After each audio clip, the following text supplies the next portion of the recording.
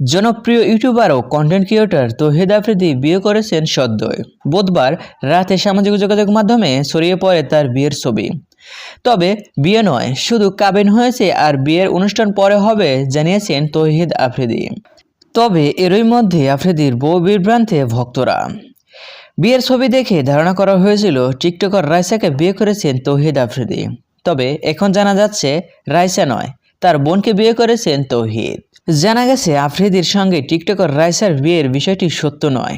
বিভিন্ন গণমাধ্যমে যেসব ছবি খবর হিসাবে ছড়িয়ে পড়ে সেখানে পাত্রী হিসাবে রাইসা ছিলেন না। রাইসার বিয়ে 1 বছর আগেই হয়ে গেছে, এমন তথ্য রাইসা নিজেই জানিয়েছেন তার ব্যক্তিগত ফেসবুক অ্যাকাউন্টের এক স্ট্যাটাসের মাধ্যমে। শুধু তাই নয়, তিনি আরও বলেছেন যে তিনি অনেক আগেই বিবাহিত, ফলে আফ্রিদির সঙ্গে তার বিবাহ কেন হবে। টিকটকার রাইসা বেশ কিছু ছবি পোস্ট করে লিখেছেন, রাইসা নয়, রামিসা আল রিসানকে বিয়ে করেছেন তৌহিদ আফ্রিদি। তিনি আরও জানিয়েছেন, যমজ বোন হওয়ায় এবং কাছাকাছি চেহারা হওয়ায় সবাই রাইসাকে আফ্রিদির স্ত্রী ভেবে নিউজ করছে, কিন্তু রাইসা আফ্রিদির স্ত্রী নয়, তিনি তার শ্যালিকা।